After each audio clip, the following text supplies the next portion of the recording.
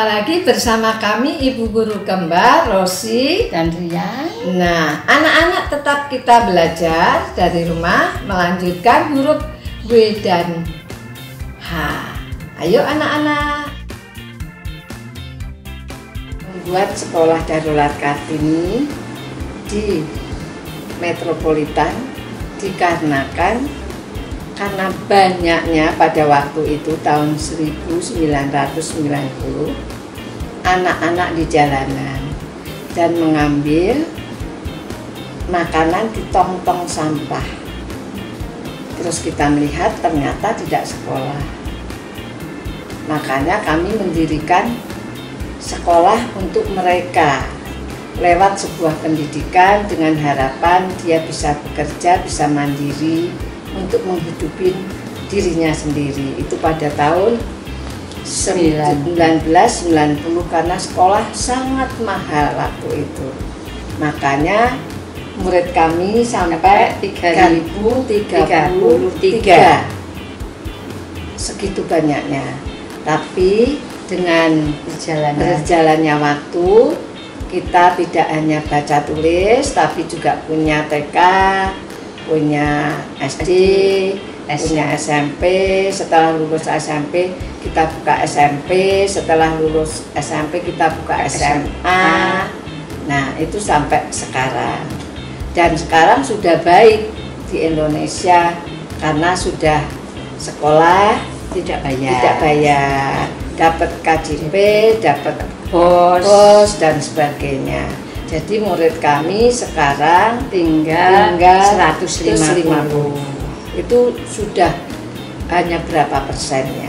5%-nya enggak? Ya, 5% ya. Yang masih belum anak-anak bersekolah karena mereka tidak mempunyai ID. Tidak mempunyai akte kelahiran, dan kami mengharapkan pemerintah memberikan secara gratis dan tidak mempermasalahkan asal usul, sudah anak ibu saja. Itu lebih menolong kepada generasi untuk penerus NKRI. Oh, itu kan zaman dulu kita pertama kali bukan di kolong jembatan tapi di pinggir sungai. Di Kali Sunter itu dulu Moi sekarang. Terus kita di Pasar Gaplok itu pinggir rel kereta Senen.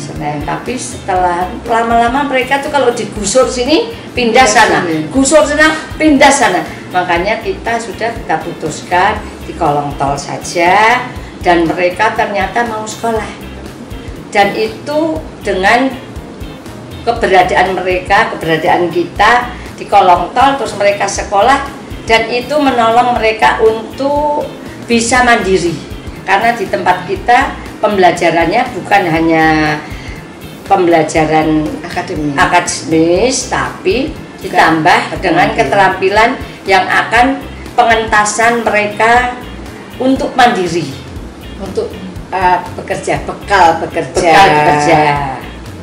diterima di masyarakat. Jadi pembelajarannya itu karakter, beriman, bertakwa, budi pekerti, etika, itu, dan Pancasila bagian dari kehidupan mereka. Itu harus kita ajarkan setiap hari, dan cinta tanah air tentunya, supaya mereka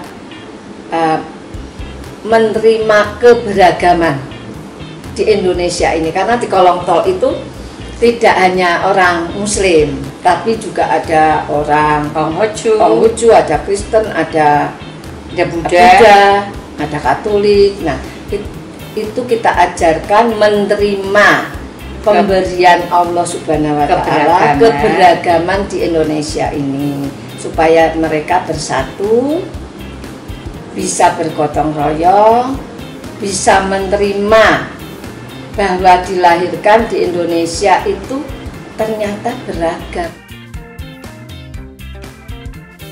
Disiplin dan tanggung jawab, dia harus disiplin. Jadi kenapa kamu sebagai warga negara Indonesia apa?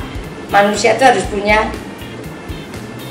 tanggung jawab dan kewajiban sebagai anak bangsa. Dia masih anak bangsa Indonesia, anak sekolah, punya tanggung jawab dan juga punya kewajiban. Sama halnya dengan orang tua, juga punya tanggung jawab, juga punya kewajiban sebagai bangsa. Nah, itu kita tanamkan. Lewat apa ya? Lewat pengajian, karena saya muslim. Jadi kita setiap Jumat tidak hanya anak-anaknya yang kita didik, tapi juga keluarga. Kita adakan pengajian, kita adakan pembinaan keterampilan, kita berikan modal kerja, ya gerobak, ya mesin, ya alat masak, supaya dia mandiri. Itu sudah 30 tahun. Hal seperti itu hal biasa untuk kita. Jadi Jumat kalau tidak COVID itu belajar mandiri orang tuanya supaya tidak mengeksploitasi anaknya. Makanya kita di sekolah itu ya anaknya, ya ibunya, ya bapaknya kita ajarkan, cuma bukan di kelas. Kalau hari Jumat mereka kita kasih kegiatan seperti ini. Nanti kalau yang sudah mampu kita kasih modal kerja. Sudah kamu jualan. Kalau hari-hari besar upacara, bapak ibunya ikut upacara. Apalagi 17 Agustus dilibatkan semua supaya dia merasa bahwa aku ini juga Indonesia, aku ini punya bendera merah putih, aku ini punya Pancasila, punya presiden, punya wakil presiden. Jadi ada santun terhadap kepala negara, bukan tidak santun. Jadi manusia yang baik. Ya, ini kan pemberian Allah juga kalau saya bilang. Kita harus mensiasati dengan yang lapang, yang sabar, tapi kita tetap menjaga protokol kesehatan. Perintah dari pemerintah harus kita taati, tetapi jangan menghujat.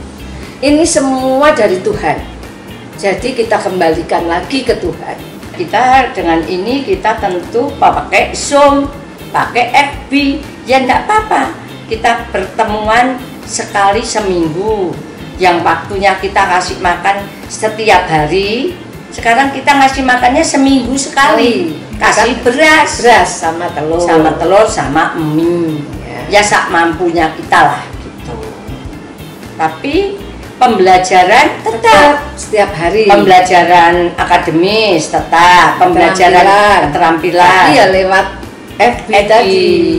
Terus sama pendidikan karakter dan PPKN, yaitu Pancasila, itu tetap. Kita harus tetap itu, karena mereka kalau tidak diingatkan lupa. Jadi kita upacaranya lewat Zoom. Nah, kalau enggak kita ambil dulu sedikit-sedikit kan. Kalau dua anak, 3 anak kan boleh menurut protokol kesehatan. Nah, nanti kita rangkum, kita jadikan upacara hari pendidikan, upacara hari Kartini kemarin, hari apalagi kemarin itu. Nah, itu kita tetap ada kok kita hari pendidikan, hari Kartini. Tentu pencapaian itu anak-anak yang sudah berhasil itu bukan terus kaya gitu, bukan, tapi mandiri, diterima di masyarakat, dan dia tidak jadi kriminal dan amoral. Ada jadi polisi, angkatan darat, ada atlet, ada wartawan, ada penulis, ada guru, ada di mal-mal itu, ada yang di mal 2. Ya macam-macam, ada yang di kapal. Tapi ya tetap ada yang kriminal atau amoral masih ada. Tapi itu presentasinya sangat cuma kecil. mungkin 1% ya. Karena kita menanamkan disiplin dan tanggung jawab itu. Tadi kan mulai dari kecil. Terus kamu kalau tidak bekerja dengan jujur, kejujuran, kamu nanti tangkap polisi. Nah, jadi kejujuran, bertanggung jawab, disiplin itu sudah pelan-pelan, nanti dia lama-lama bisa baik. Kecil sudah bekerja kok. Kalau memang anak-anak yang tidak mampu bersekolahlah di tempat kita, tidak bayar, dan diberikan juga skill untuk menyongsong kemandirian. Dan kalau memang nggak bisa makan, saya kasih makan, tapi bukan uang. Saya didik, saya masak bersama, makan bersama, bukan uang. Bukan uang, karena banyak yang nonton, terus pada WA kita minta uang. Saya tidak bagi uang. Saya tidak bagi uang. Saya bagi pendidikan dan makan, mengentaskan dia. Modal ya, tapi bukan uang. Modal juga bukan uang. Modal kerja, tapi punya skill dulu. Mudah-mudahan yang membaca kabar ini mau mengambil kesempatan yang kita berikan skill-skill ini. Setiap hari kan daring, didengarkan yang baik terus dijalankan. Karena kita misalnya bikin tempe, ya nggak usah bikin banyak, yang bikin aja setengah kilo. Nah, nanti yang eksklusif bikinnya yang segitiga itu dijual sama orang kaya. Satu 1.000, satu yang nggak boleh 2.000. Kalau modalnya paling seperempatnya, jadi misalnya modalnya 50.000, belinya tuh 15.000, untungnya sudah berapa? Kalau setiap hari kan sudah bisa untuk hidup. Nah seperti itu yang kita inginkan.